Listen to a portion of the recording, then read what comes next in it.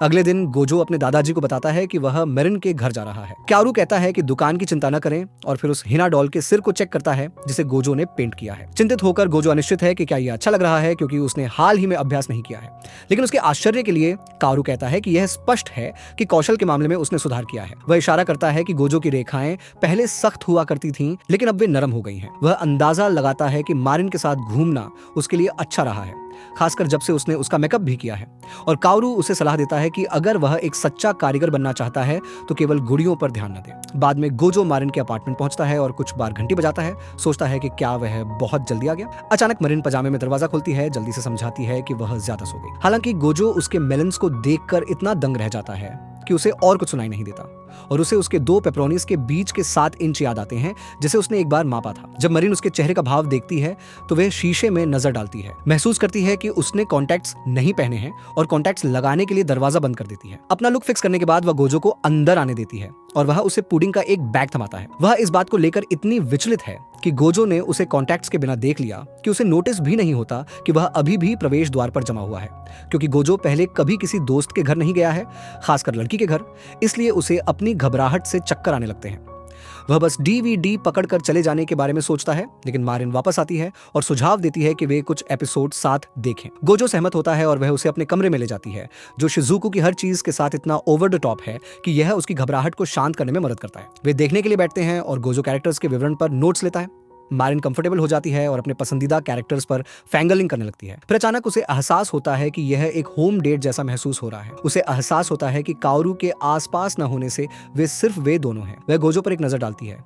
वह प्यारा बेखबर लुक देखती है जिससे वह प्यार करती है और महसूस करती है कि वह पूरी तरह से प्यार में है। वह शांत रहने की कोशिश करती है, लेकिन अंदर ही अंदर पिघलने से खुद को नहीं रोक पाती। जैसे ही वह अपने दिवा स्वप्न में फंसी होती है, उसका पेट जोर से गुड़गुड़ाता है। गोजो बाहर जाकर खाना लाने की पेशकश करता है, लेकिन मारिन कहती है कि वह इसके बजाय खाना बनाएगी। गोजो उसकी कुकिंग का स्वाद लेने के लिए एक्साइटेड हो जाता है, लेकिन जब उसे याद आता है कि उसका खाना कितना अस्वस्थ है तो उसे अपनी धमनियों आर्टरीज की चिंता होने लगती है। वह खाना बनाने की पेशकश करता है, लेकिन मरिन इस बार ऐसा करने पर जोर देती है। वह जल्दी से एक एप्रन में बदल जाती है, फिर याद करती है कि वह अपनी ब्रा भूल गई, लेकिन इसे नजरअंदाज कर देती है। उम्मीद करती है कि गोजो ने नोटिस नहीं किया, जो उसने स्पष्ट रूप से किया है। वह फ्रिज चेक करती है और ओमिरस बनाने का फैसला करती है। कुछ क्यूट और घरेलू बनाने के लिए एक्साइटेड होकर वह कुछ प्याज काटती है, चावल फ्राई करती है और आश्चर्यचकित होती है कि इसका स्वाद बहुत अच्छा है।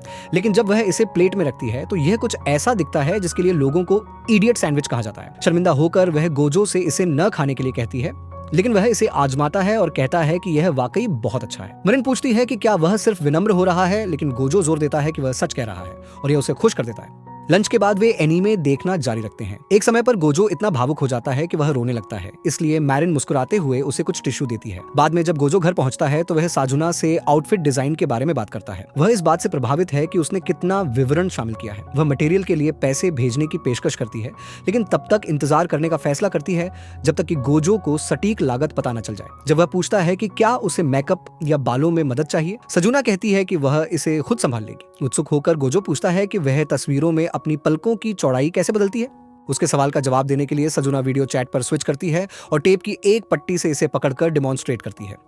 वह बताती है कि वह इसका इस्तेमाल अपनी आंखों के आकार को समायोजित एडजस्ट करने के लिए कैसे करती है, और गोजो को एहसास होता है कि वे इस तकनीक का इस्तेमाल मरिन पर भी कर सकते थे। सजुना पूछती है कि क्या उसे पहले से नहीं पता था, और गोजो समझाता है कि यह उसका पहला कॉस्प्ले प्रोजेक्ट था, जिसे जानकर वह चौंक जाती है कि वह ड्रेस उसकी पहली कॉस्ट्यूम कोशिश थी। वह अंदाजा लगाती है कि शायद इसीलिए तस्वीरें फोन पर ली गई थीं और अगली बार उसे अपना हाई ग्रेड कैमरा इस्तेमाल करने का ऑफर देती है। वह कहती है कि उसकी छोटी बहन शिंजू उसकी सभी कॉस्प्ले तस्वीरें लेती हैं और सुझाव देती है कि गोजो और मारिन भी एक कैमरा खरीद लें। गोजो पूछता है कि क्या शिंजू उसे कैमरा इस्तेमाल करना सिखा सकती है, और साजुना सुझाव देती है कि वे उसके घर के पास एक फैमिली रेस्टोरेंट में मिले। गोजो सहमत होता है और कॉल समाप्त करने से पहले उसे धन्यवाद देता है और तुरंत मारिन को मीटअप प्लान के बारे में टेक्स्ट करता है। मारिन उसे तुरंत वापस कॉल करती है, साथ आने पर जोर देती है ताकि वह भी सीख सके। वह कल्पना करने लगती है कि सजुना की छोटी बहन कितनी क्यूट होगी, लेकिन जब वे रेस्टोरेंट पहुंचते हैं तो वे साजुना के बगल में एक लंबी और मोटी टिक लड़की को देखते हैं। गोजो उसके साइज को देखकर दंग रह जाता है और विश्वास नहीं कर पाता कि इतनी छोटी उम्र की लड़की के इतने मैसिव प्लॉट्स हैं। फिर मरीन उस फोटो को स्क्रॉल करती है जो शिंजू ने अभी ली है और तारीफ के बिना नहीं रह पाती कि वे कितनी अद्भुत लग रही हैं। साजुना बीच में बोलते हुए कहती है कि यह सब शिंजू की बदौलत है, जो न केवल उसकी तस्वीरें लेती है बल्कि उसका कॉस्प्ले नाम भी उसी ने सोचा और उसका अकाउंट बनाया। शिंजू समझाती है कि वह बस दुनिया को दिखाना चाहती थी कि उसकी बहन कितनी प्यारी है, इसलिए उसने अकाउंट बनाया, और उसके आश्चर्य के लिए यह ब्लू अप वायरल हो गया। लेकिन जब रैंडम लोग उसे मैसेज करने लगे तो उसे समझ नहीं आया कि क्या जवाब दे, इसलिए उसने सबको इग्नोर कर दिया। सजुना कहती है कि उसे परवाह नहीं है कि अजनबी क्या सोचते हैं, लेकिन शिंजू स्वीकार करती है कि इतने सारे फॉलोअर्स होना उसे वास्तव में बहुत खुश करता है। मरिन मुस्कुराती है और कहती है कि यह स्पष्ट है कि शिंजू अपनी बहन से कितना प्यार करती है, और जब शिंजू अपनी सहमति व्यक्त करती है तो सजुना शर्मा जाती है और अपना चेहरा छिपाने की कोशिश करती है। शिंजू फिर अपने पिता का कैमरा निकालती है और उल्लेख करती है कि फोटोग्राफी उनका शौक है। गोजो पूछता है कि यह स्मार्टफोन से बेहतर क्या है, और शिंजू उसे समझाती है कि एक कैमरा शार्प तस्वीरें और लाइटिंग और बैकग्राउंड पर अधिक कंट्रोल देता है। यह देखकर कि शिंजू इसके बारे में कितनी पैशनेट है, मरिन पूछती है कि क्या उसने कभी कॉस्प्लेइंग के बारे में भी सोचा है। मरिन के सवाल पर शिंजू एक पल के लिए जम जाती है, लेकिन जब साजुना सवाल दोहराती है तो वह जवाब देती है कि उसे बस अपनी बहन की तस्वीरें लेने में मजा आता है। बाद में मरिन कैमरे का टेस्ट करती है और यह देखने के बाद कि तस्वीरें कितनी क्लियर दिखती हैं, एक कैमरा खरीदने का फैसला करती है। गोजो ऑनलाइन कीमतें सर्च करता है और जब देखता है कि कैमरों की कीमत तुम्हारी क्रीमी सिस्टर के साथ पूरे सप्ताहांत जितनी है तो वह लगभग बेहोश हो जाता है। सजुना उन्हें बताती है कि एक्सेसरीज के साथ यह और भी महंगा है, और गोजो तुरंत उम्मीद खो देता है। वह सोचता है कि कॉस्प्ले इवेंट्स में लोग यह सब कैसे अफोर्ड करते हैं, और मैरिन मजाक करती है कि जब तक वह पर्याप्त पैसे नहीं बचा लेती वे फोन से ही चिपके रहेंगे। सजुना उन्हें यथार्थवादी, रियलिस्टिक बनने और केवल वही खरीदने की याद दिलाती है जो वे अफोर्ड कर सकते हैं। उसके बाद साजुना उन्हें कुछ स्टूडियो विकल्प चेक करने के लिए आमंत्रित करती है और वह उस वीकेंड ट्रेन स्टेशन पर मिलने का सुझाव देती है। जब वीकेंड आता है तो वे एक अबैंडन्ड अस्पताल में पहुंचते हैं जिसे स्टूडियो में बदल दिया गया है। मरिन और शिंजू रोमांचित हैं और अंदर दौड़ती हैं, जबकि सजुना डरी हुई महसूस कर रही है। सवाल करती है कि वह इसके लिए सहमत ही क्यों हुई। सामने गोजो कमेंट करता है कि ग्लोमी इमारत एनीमे के दृश्यों के लिए बहुत अच्छी मैच है, और साजुना सहमत होती है, लेकिन इस बात से भी हैरान है कि गोजो ने वास्तव में पूरा शो देखा। जब मारिन और शिंजू उन्हें अंदर से आवाज देती हैं तो गोजो अंदर जाता है, लेकिन नोटिस करता है कि सजुना दरवाजे पर जमी हुई है। वह पूछता है कि क्या वह डरी हुई है या असहज है, लेकिन वह इसे नजरअंदाज कर देती है और इरादे के साथ अंदर चलती है। ऊपर मरिन सोचती है कि क्या गलियारे में बहुत अंधेरा है, लेकिन शिंजू कहती है कि फ्लैश इसे संभाल लेगा। फिर वह कैमरा सेटिंग्स के बारे में बात करने लगती है और मैरिन उत्साह से शामिल हो जाती है। वे बाहर बादल घिरते हुए नोटिस करते हैं और सुझाव देते हैं कि वे जल्दी खत्म कर लें। जैसे ही बारिश शुरू होती है, गोजो साजुना को एक कोने में दुबकी हुई पाता है और पूछता है कि क्या वह प्रवेश द्वार पर इंतजार करना चाहती है। उसे शक है कि वह डरी हुई है।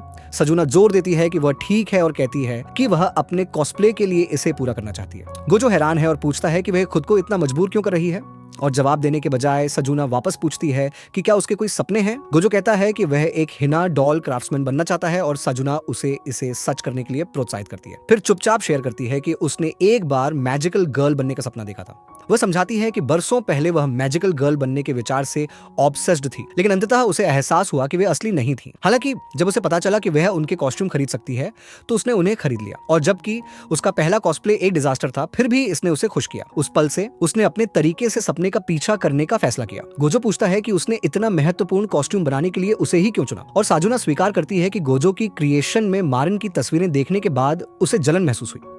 वह आगे कहती है कि आउटफिट के बारे में कुछ ऐसा था जो उसे छू गया, और यह लव एट फर्स्ट साइट जैसा था। यह गोजो को पहली बार याद दिलाता है जब उसने अपने दादाजी की हीना डॉल्स देखी थी। उसने एक बार व्यक्त किया था कि वे सबसे सुंदर चीजें थीं जो उसने कभी देखी थीं, लेकिन काओरू ने उससे कहा था कि वे ध्यान खींचने के लिए हैं।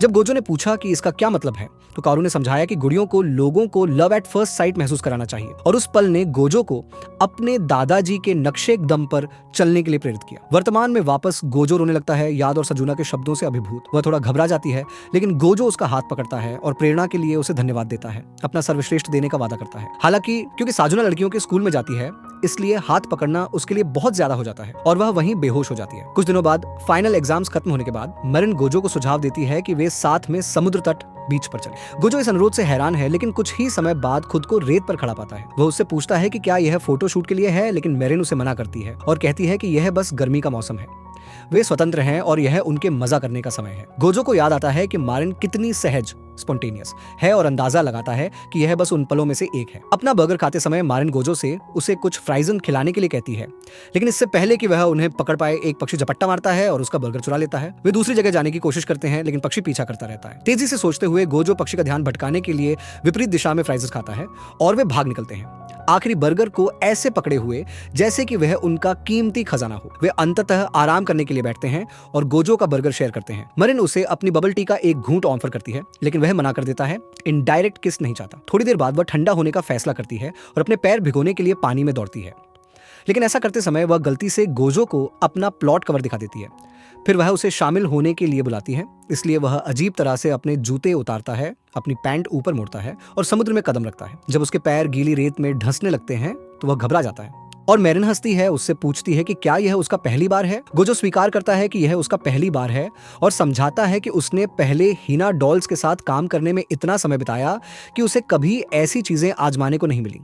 लेकिन अब जब वह यहाँ है तो वह समझता है कि उसके दादाजी क्यों चाहते थे कि वह दुनिया को और एक्सप्लोर करे। फिर वह कहता है कि नजारा सुंदर है और मेरिन उसकी शुद्ध ईमानदारी से पूरी तरह मंत्रमुग्ध होकर उसे गर्मी की छुट्टियों के लिए और भी अधिक जगहों पर ले जाने का वादा करती है।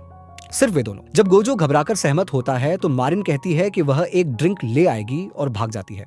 जैसे ही वह दूर जाती है वह घबराने लगती है, यह सुनकर कि गोजो उसके साथ और अकेले समय बिताने के लिए सहमत है और वह गर्मी की छुट्टियों के आने का इंतजार नहीं कर सकती। तभी वह वापस गोजो की ओर देखती है और उसे पूरी आभा फुल ऑरा के साथ लहरों को देखते हुए देखती है। पूरी तरह से विस्मय में लग रहा है। उसे इस तरह देखकर उसका दिल दहल जाता है और वह उसकी एक तस्वीर लेती है, सोचती है कि वह कितना हॉट है। लेकिन अचानक गोजो बिना किसी चीज के ठोकर खाकर समुद्र में मुंह के बल गिर जाता है। तो इसी के साथ ये पार्ट खत्म होता है। अगर वीडियो पसंद आई हो तो लाइक और सब्सक्राइब जरूर करना। मिलते हैं अगले पार्ट में, तब तक के लिए बाय बाय।